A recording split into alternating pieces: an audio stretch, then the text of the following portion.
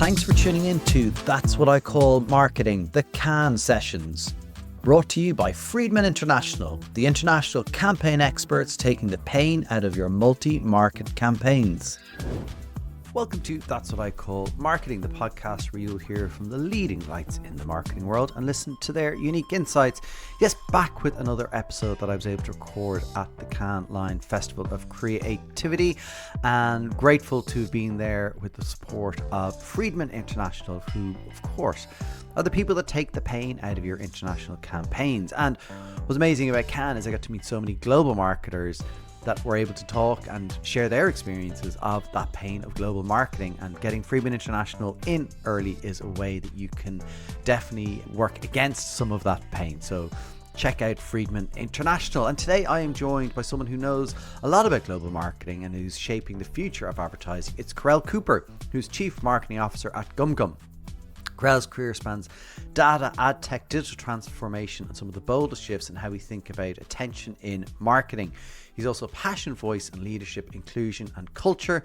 And in this episode, we are going to go deep on creativity and the creative versus performance and brand versus performance debate. We're going to talk about Kerel's view on attention, what it really means in the digital world, and how GumGum really plays to win in this attention economy.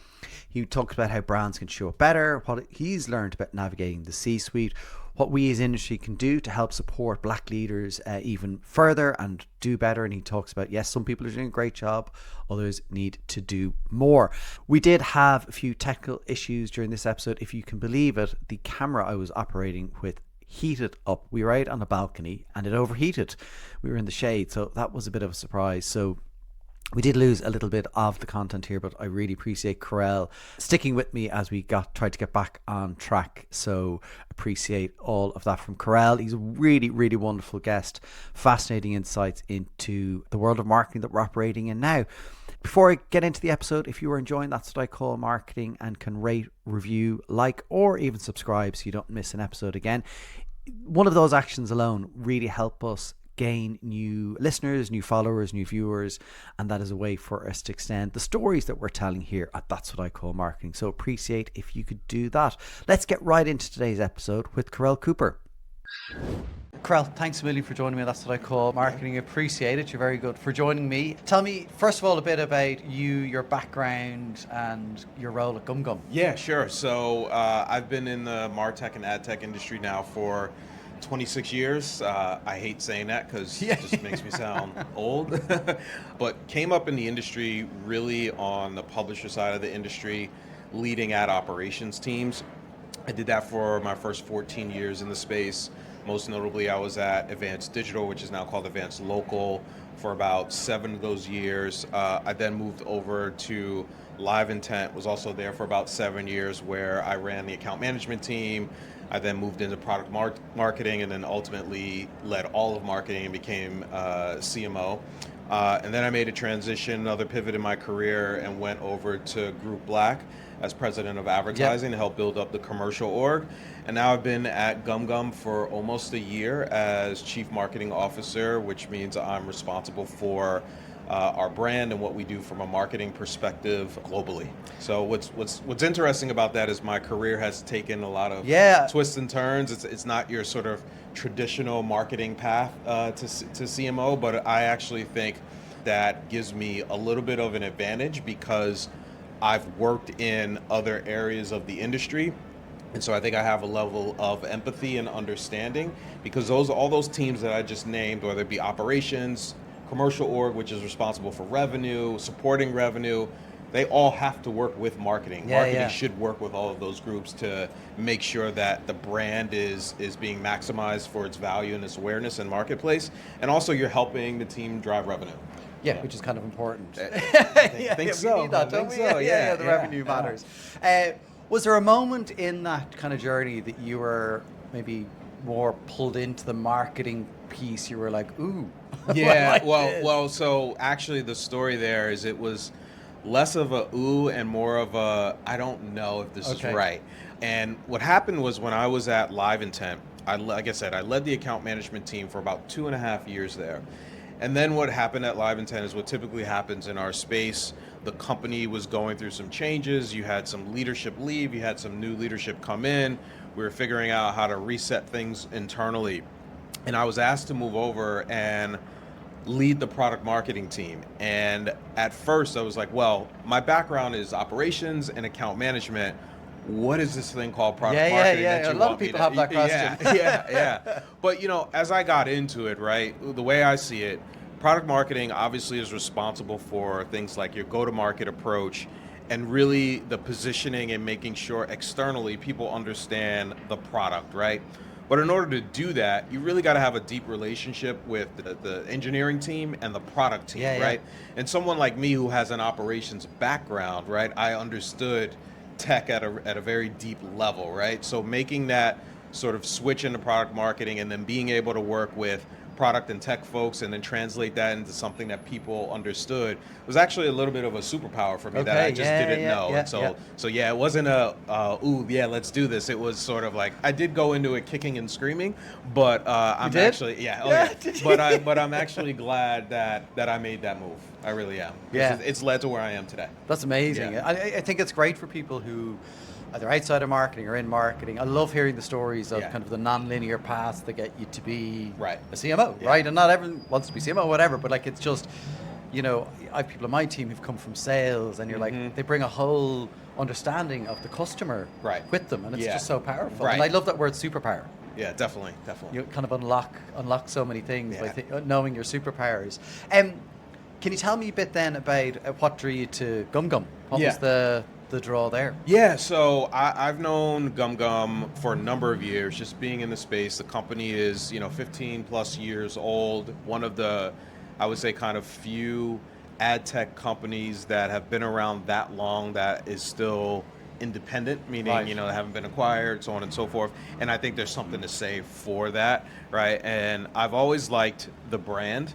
I always thought it was very interesting in terms of what we do from a contextual perspective, right? We really focus on helping brands reach their consumers in contextually relevant environments, right? So we don't lean in on cookies, we don't lean in on IDs. It really is about connecting brands to consumers when they're in the right mindset based off of what they're either reading, listening to, or watching. And for me, I wanted to get back into running a marketing team. And as you look out across the landscape of ad tech and digital advertising, right, we are going through this, shift right now in terms of how do you continue to reach your target consumer and build sustainable relationships with them. And I feel that contextual advertising has a huge role to play in the future of digital advertising because, again, it is about connecting that brand to the consumer when the consumer is in the right mindset to engage with that brand. And in my opinion, there's no better way to do that than to understand the context of the environment that consumer is in at that time. Yeah, and look, we know there's so many different options for brands in terms of where to spend the money, right? And, so having to think about that. So how do you? One of the things there for you is marketing to marketers. Yes. How do you think about that and approach that? Yeah. So I take the approach of thinking like a brand, right? And what I mean by that is I think that for the most part, B2B marketing can be a little dry at times. Really? I do, yeah. And I think the problem that I have with a lot of B2B marketing per se, if you will, is I feel like we've over-indexed on data and performance, right? Yeah. And don't get me wrong, at the end of the day, you got numbers to put up, and I'm not going to have my job if I don't put up numbers, right? But at the same time, by over-indexing on data and performance, we've lost the sort of emotional connection with the consumer, and we've lost really how to engage with the consumer and create a great experience, right? And I think that like some of the top brands in the world, they do a really good job of that. And so that's what I mean by looking at a B2B company and marketing ourselves like a brand or like a B2C. Because at the end of the day, I'm still marketing to a human just Yes, because they work at another company, right? yeah. They still have interest in different things, likes in different things. They still want to be entertained, educated, and have great experiences. Yeah. So that's how I think about the GumGum brand. And we often do that, like we kind of dehumanize people, Right. and kind of go, oh, but Yeah. you know, like let's say, you know, we hear like CFOs, Yeah. CFOs really super serious. Like, well, no, a lot of them do things. Right, You know, right. like That CFO is, still a sports fan. Yeah. Still likes to Exactly, travel. Has a ton of different interests, and that's a great way of thinking about it. I think we dive into people's titles too much, and then we forget about the human behind that title. Well, as I interviewed Marcus Collins on the podcast, and he was talking about, you know, the idea of personas and how we love to put people in personas, and he was like, I'm not a persona. I'm part of the Collins clan. I'm part of my alumni. I'm Right. part of my Right. sports team. So think of Right. me in that way. And we think, you know, it's Exactly. harder. And maybe this is where the contextual advertising comes in, Right, because right, it's right. harder for us to kind of go, oh, that's that group of people. Yeah, But whereas yeah. if you think of them more in the context, maybe that's where. That's so where, there's like if you think more of the context, to your point, everyone has so many different interests and likes, right? And that's a great way of looking at it. And we try to educate our brand and agency partners about that as well too, right? Where it's like, don't just send me an RFP saying you want to reach men between the ages of 25 and 40, right? Yeah. Tell me a little bit more. Tell me what you're trying to accomplish. Tell me what your end goal is, right? And then allow me to, or allow my team to then go back and say, okay, the people that you want to be in front of, this is who they are. These are some of the different things that they're interested in. Yeah. Let's craft a story, a campaign, an experience around that, and just saying, instead of just saying you want to reach men 25 to 40. Yeah, who are like wildly different. Like Right, a 25 to a 40-year-old are wildly different kind of beasts, right? Exactly. Yeah. One of the things I know that you guys care about is attention. Yes. And I was at Karen Nelson Field and Adam Morgan yesterday talking about, the cost of dullness in media, and Karen's obviously a leader in the world of attention. Can you tell me a bit about your perspective on attention and how that works within what you do? Yeah. I think so. Again, take a step back. Think of us all as consumers, right? We're in Cannes right now, right? You can't walk 200 yards without seeing 20 different billboards or advertisements or something, right? It's overwhelming. So it's overwhelming, right? And that, in many respects, that is people's sort of digital experience. It can be overwhelming because everyone's trying to fight for your attention, right? So again, for us, it's all about the more we can understand the contextual relevance of what someone's consuming at the time, the better off we will be in terms of putting the right brand message. It's not only the right brand, it's the right brand message, right? And I'll give you an example of that, right? So the NBA finals are going on right now, right? Prior to the finals, the Indiana Pacers beat the New York Knicks in the series, right? That final game where Indiana clinched the series, so there's an article that's going to be written about that, right? You're going to have two different types of people that are reading that article. You're going to have a Knicks fan, and you're going to have a Pacers fan. They're reading the same content, but it's a very different experience, and there's very different emotional behind like what they're reading, right? So if you are an alcohol brand, right, you could deliver a message to both of those people looking at that article, but maybe the way you approach that messaging is different for a Pacers fan than it is for a Knicks fan. Yeah. Because for a Pacers fan, it's a little bit more celebratory. Yeah. And for a Knicks fan, they probably are crying their eyes out. Yeah. And to me, going back to your question about, like, that's how you gain attention, right? By enhancing someone's digital experience instead of taking away from it. Yeah. And like those experiences are so, I always think, very personal in a way. Right. Like if it's on a screen, like famously, Paul Feldwick talks about it, like in was the 60s, where somebody was like, oh, if you're advertising in someone's TV in their sitting room, like you're a guest in their house, you need to be a good guest. So, and I think we forget that sometimes in a digital world. Like your phone is even more personal to you, right? Right. And we forget to be good guests. It's a really, really great point. I love that. You are, in many ways, you're in people's personal space, right? Yeah, that's and a great way you to need put it. to you need to respect that. Yeah, 100%. I'd love to hear a bit about kind of your own marketing mix in your team, how you kind of think about balancing building the brand, which is, as you say, it's a brand that's been built over time, so you probably have a good base level. Yeah. I'm which thankful is good. for that. Yeah. The shoulders are giants. We love Thankful that. for that. Yeah. But how you balance that, the mix, I think, between the brand building, between, I guess, performance, between maybe thought leadership, between events. What does the mix look like? Yeah. So one of the things that I really sort of preach to my team is we have to have a level of focus, right? Because you know this just as well as I do. There's so many different things you can do from a marketing perspective, right? But that doesn't mean you should do all of them, right? It doesn't mean you should do all of them. So at a very high level, there are three main pillars that we focus on at GumGum, right? One being awareness, right? And that is, again, to your point about the brand, where we show up, how we show up. The second one is around enablement, right? Making sure that our sales team, one, we're putting them in the right position to have the right opportunities to meet people, but they also are prepared for that, whether that be materials, training, so on and so forth. Also within enablement is making sure that our customer base has what they need to actually execute on our platform, right? So one of the things that we're actually running right now is a pretty cool training series on online video for our customer base, like what is online video, how to execute on it, so on and so forth, right? And then the third thing that we focus on is pipeline, right? Because again, I have numbers to put up, right? So how do we work with sales from a revenue perspective?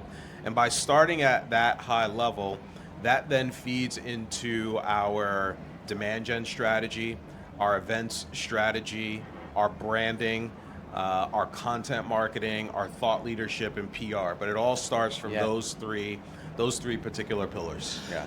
Do you find, and you kind of alluded to it, that your, I guess, background, do you have easier conversations with sales? Because sometimes those conversations with sales can be a bit like, tense. Can be tense. I'm not saying you don't have those. No, I mean, yes, we do have them, but I would say my time at GumGum, it has been very collaborative with the sales team, right? And that has helped for us, right? And I think, though, my experience of leading account management teams, running commercial orgs, yes, I have an understanding and empathy for the people that are on the front lines, right? And the way I think about it is how can we be good partners to them? Yeah. And so first and foremost is putting them in the right position and creating the opportunities for them to be successful. But it's also at the same time, when they ask me if we can do something and I know we can't do it, I'm going to explain to them why and give them the reason behind it, right? Yeah. Sometimes they're okay with that, sometimes they're not. But that's okay, right? I think that in a working relationship like that, it's okay to have some friction at times, right? But it has to be healthy, right? We have to be respectful of each other. And at the end of the day, we have to realize that we're here to make our customers successful, which in turn will help us grow revenue at the company. And I think it's the trade-offs as well sometimes, explaining why, as you say, why, but also it's like, okay, we could do that, but it means we'd have to stop this doing thing. It. And they're like, no, I want that. Right. And I have found and learned throughout my career that the more context that you can give, the better off, right? If you were to ask me to do something and I were to just tell you no, versus saying, I don't think I can do that, but let me tell you why, right? You're going to be much more receptive to the second answer, and it's going to create a better long-term relationship for us than me just saying, nah, I'm not going to do that. Yeah. Sorry. I did have someone once say to me that, she goes, sometimes when I'm dealing with sales, no is a complete sentence. I just say no and that's it. Yeah, I don't recommend that. But you say it doesn't. Do you know what I think one of the risks is then, and I've seen this, where then that team they go off and do it on their own. Yeah. Do you know what I mean? And they are, I think in many ways, they are the front line of the brand. They are. They are very much the front line of the brand. Yeah, and that's where, we do education as well too, right? There are times where, that does happen, but we try to explain if you involve us, let me tell you how marketing can support you Yeah. and enhance what you're trying to do for our customers, Yeah. right? Again, it's all about the context and trying to build a good partnership. Are the things you do then in terms of like using technology to help enable like sales teams get things faster? Because one of the things Yeah. I think we often get criticized for in Yeah. these kind of relationships is, well, it's slow, I have to submit a ticket, or, you know, are there ways Yeah, to speed that up?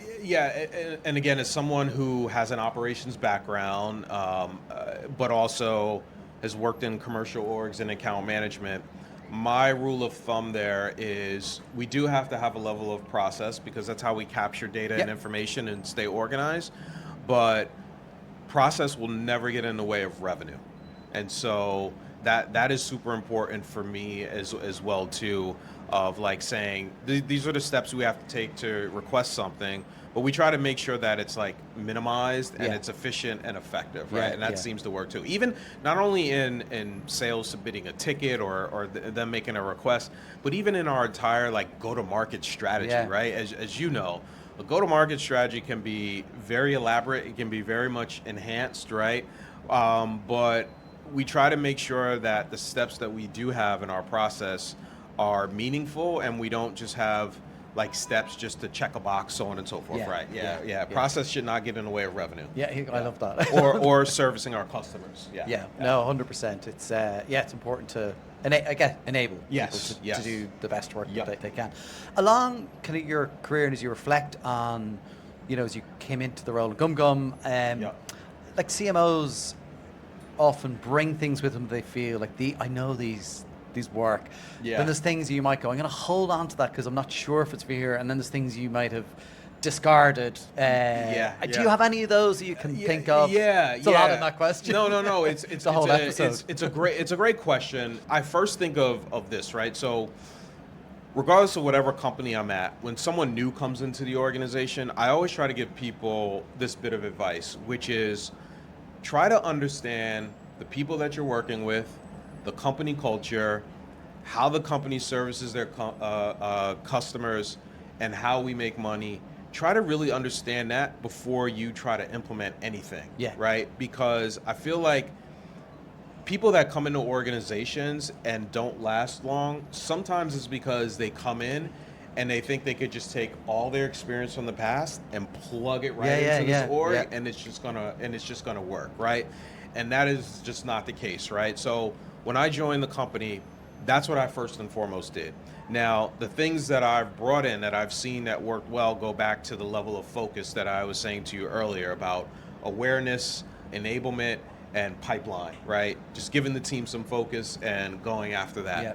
Other things that I've sort of brought in is when we are promoting the GumGum brand, we need to be big and we need to be bold, right? To stand out in any imagery that we do, the things that we say, so on and so forth. I see that works well. I see that helps us gain attention as well too. So there are other things there, but those are two things that I think are top of mind. One thing just more from an internal leadership perspective that I like to do as well too is, so I have a team of, I think we're about 24 folks right now, full-time as well as contractors, right? Yeah. And so what I try to do is I have my direct reports. I have 4 direct reports right now. We meet on a weekly basis, but I try to meet with everyone on the team at least once a quarter, right? So I call them skip level meetings, right? And for me, what that helps me do is try to stay grounded in what everyone is doing, and are there things that I can do to help them, right? They all have fantastic managers who they report up into, but sometimes just having that FaceTime with me is very helpful, gives them an opportunity to ask me questions, gives me an opportunity to ask them questions, understand what they're working on, so on and so. I do that from a leadership perspective, which I've brought into this org, Which is great. You know, you need to listen to what's going on, and it's not trying to... I always think people worry about those skip levels, going, oh, you know, is someone going to say, but it's a really helpful I'm just thing. trying to be helpful. Which is a great way to be. You are in many markets. How do you think about global, local? It's a huge challenge for global brands, isn't it? Yeah, it certainly is. So what I try to do is I have my regular touch points with people in each market. We have someone from the marketing org in each of our major regions as well too, and I rely on those folks to really help me understand what's going on, right? North America could want something very different than EMEA, could want something very different than Japan, right? And then there's also the translation of content and all of those sorts of things, right? Where if you don't take your time and get those things right, you can get yourself really wrong. You get yourself into trouble. So this is actually my first truly global marketing role, right? So I'm actually learning a lot from people in the different regions. I see the challenges and the opportunities, and I'm having a lot of fun with it. But it is it's a different animal when you're marketing for a global brand. Isn't it? It? Really And is. being able to know what are the things that are meaningfully different in a market, right? And then somewhere like Japan, I can't remember, I think it was Jessica Gilmartin who was in Calendly, was telling me about Japan. She said, like, my team wanted to do like hour-long webinars or something like that, and she was like, we were going shorter, we were going and she was like, no. It was really different, because she was like, this is crazy. Right. And you have to be open to that. You have to have a level of flexibility, and you have to try to plan as much as you can for that too. And then, also too, how do you divvy up the marketing resources, right, across the globe? Because there's only so much resources to go around, right? And so you have to sort of make trade-offs. You have to think about which markets are pretty much more stable versus which ones have an opportunity to grow. And it's one of the things that I try to look at is I look at how our resources are aligned on a monthly basis. I look at our budget and our success in each market on a quarterly basis, and I will make pivots from there. I said to the team at the beginning of the year when we first produced our OKRs, I gave them a warning. I said, we're going after these OKRs in January. I can promise you, even though we will plan out those OKRs at the beginning of the year, one of the things I always tell the team is what we plan in January won't be the same when we end the year in December. And so on a monthly basis, I'm looking at our budget. I'm looking at how we're doing from a KPI perspective, from a revenue perspective. I also do it on a quarterly basis too. So always looking at what's happening and try to make pivots based off of where we are. Because again, maybe something that we thought was a great idea in January is no longer a good idea in June. We should stop doing that. Maybe something that was a blind spot to us in January now makes sense for us to do, and we should figure out how we add that. Which is great that you have that flexibility built in. And how then are you using, because again, we talk like everything's moving at such pace, how are you kind of using technology and AI to enable some of that work? Yeah, we have started really this year to try to implement AI in really all aspects of what we do from a marketing perspective, from everything to our day-to-day and being more efficient in terms of meetings and note takers and stuff like that, to implementing tools to make us better at content marketing, PR and comms, design and creative, right?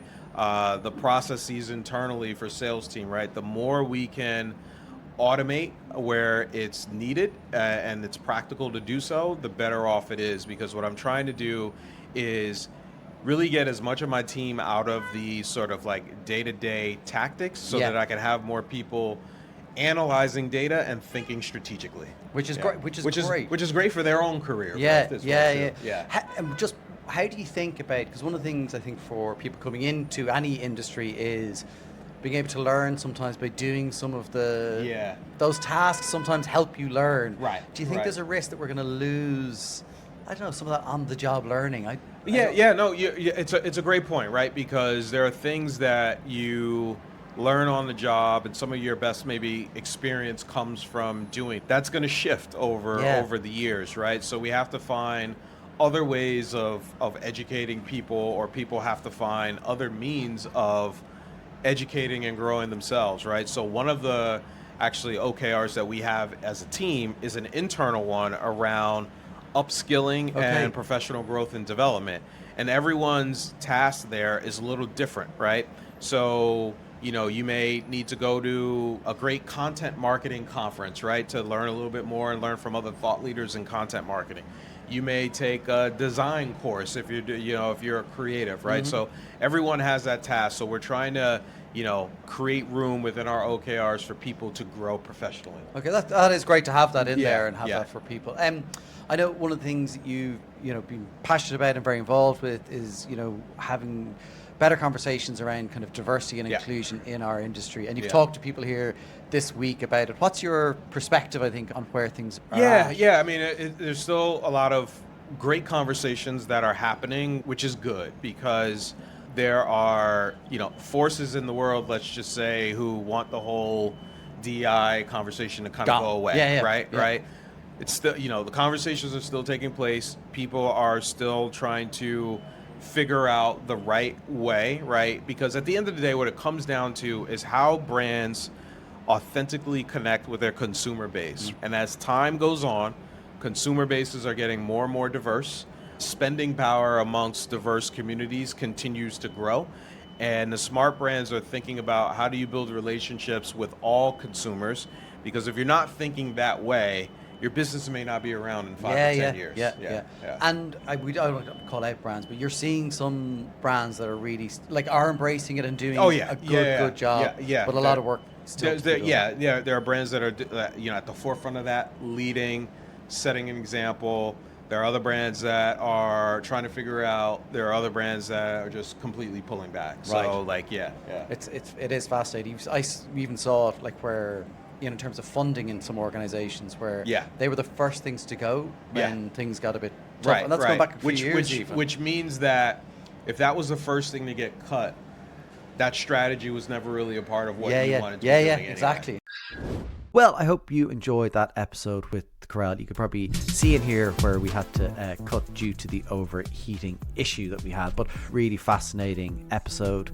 I really enjoyed Kerel's perspective on where we're going in terms of the technology, his view on attention. Again, that's something we've shared a number of times on this podcast with the wonderful Karen Nelson-Field, and how we can think about global marketing and of course how we can help ensure that we have better inclusion within our marketing organizations and the work that we do. That is it for today's episode. Of course, thanks again to Friedman International for their support of this series. If you were thinking about global marketing, even if you're only starting to think about how you might get to that global marketing approach, structure, setup, Friedman International are there to help you think about that and take the pain out of your international campaigns. So for me, your host, Conor Byrne, until the next episode, thanks so much for tuning in. Take care. Thanks for tuning in to That's What I Call Marketing, the Cannes Sessions. Brought to you by Friedman International, the international campaign experts taking the pain out of your multi-market campaigns.